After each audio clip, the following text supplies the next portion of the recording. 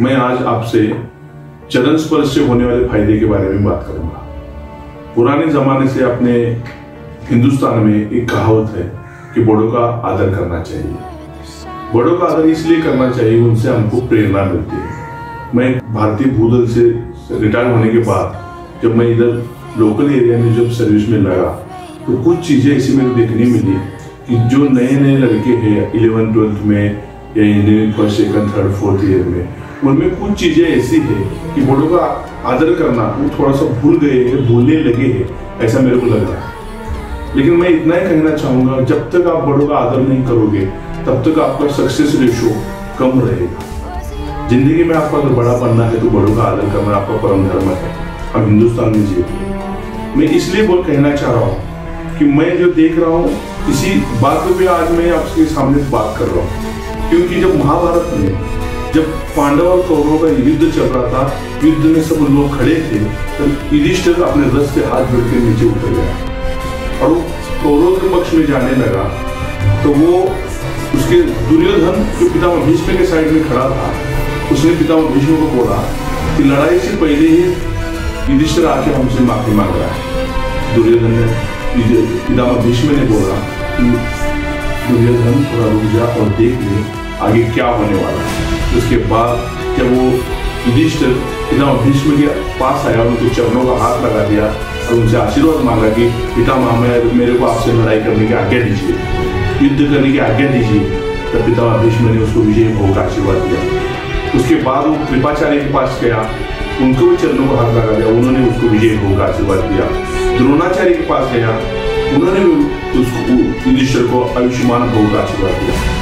जब ये सब चीजें हो गई तो दुर्योधन को गुस्सा आया और पितामह भीष्म को बोलने लगा, पितामह लड़ाई से पहले आपने युधिष्ठिर को विजय भोग का या चिरंजीवी भोग का आशीर्वाद दिया। पितामह भीष्म ने कहा कि दुर्योधन, अगर तू भी जाके युधिष्ठिर के चरणों को हाथ लगा देता तो तेरे को भी विजय भोग का आशीर्वाद देते, तेरे को वैसे राज्य होगी। इसका कहने का मतलब ये है, अगर आप झुकोगे तो आप आगे बढ़ोगे। इसका एक साइंटिफिक उदाहरण है, जब आप कहीं पहाड़ी चढ़ाई करते हो तो चढ़ाई अगर पहाड़ी करना है तो आपको झुक के चढ़ना पड़ेगा। अगर आप सीधा होकर पहाड़ी क्रॉस करने की कोशिश करोगे तो आप 100% झुकोगे। अब गिरोगे और कहीं भी गिरोगे आपका अस्तित्व मिट जाएगा। इसलिए अगर आप चढ़ाई पे हो तो आपने झुकना चाहिए। ये कहावत भी आपको लागू होती है। मेरे दोस्तों, मैं आज इसलिए कहने जा रहा हूँ आपको ये चीजें, क्योंकि ये चीजें मेरे समाज में दिखाई दे रही है। रिस्पेक्ट अभी कम होने जा रहा है और ये मत करो। अगर आपको आगे बढ़ना है, आपके टीचर से लेके, आपके पेरेंट्स से लेके, माता से लेके, पिता से लेके, दादा से लेके, हर एक को आपने रिस्पेक्ट करना चाहिए। अगर आप रिस्पेक्ट करते जाओगे, एक दिन दुनिया आपको सलाम ठोकती रहेगी। और आपको सलाम ठोकना है दुनिया में तो आज आपको रिस्पेक्ट करना सबसे जरूरी है मेरे भाइयों। आज आप कॉलेज लेवल के स्टूडेंट हो और आपको आगे बढ़ना है तो आपको ये करना जरूरी है।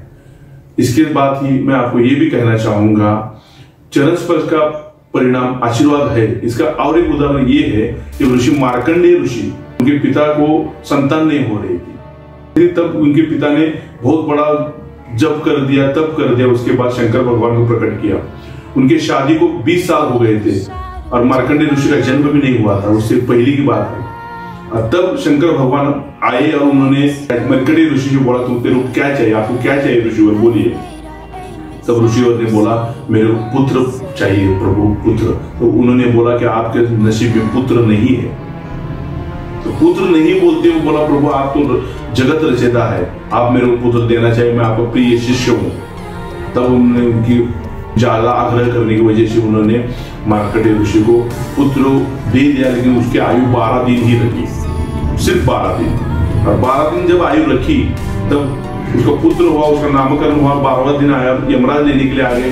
तभी मार्कंडेय ऋषि फिर भगवान का तपस्या की और शंकर भगवान को प्रकट कर दिया, प्रभु आज 12 दिन हो गए मेरे पुत्र को, और आज अगर वो मर जाएगा तो मेरी बीवी को बहुत बुरा लगेगा प्रभु, और मैं आपका सेवक हूँ, इसलिए मेरे पुत्र की आयु 12 वर्ष कर दीजिए, मैं आपसे विनती करता हूँ। उसने हाथ जोड़ के उनसे विनती कर दी और उनकी विनती शंकर भगवान ने मान ली और फिर उसको तथास्तु का आशीर्वाद दिया।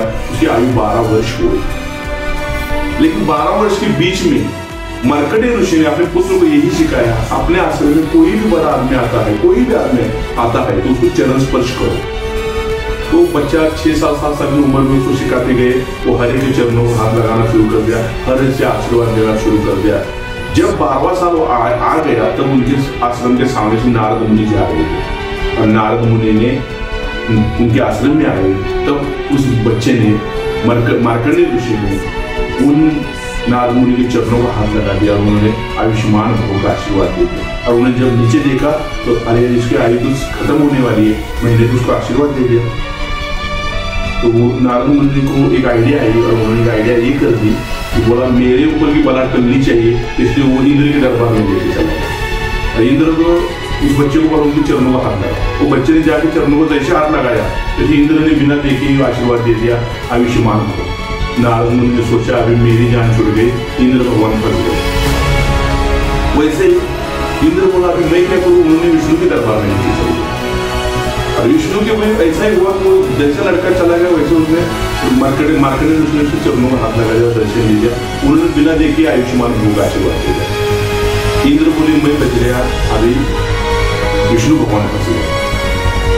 वैसे विष्णु सभी भगवान इकट्ठा हुए और शंकर भगवान के पास गए।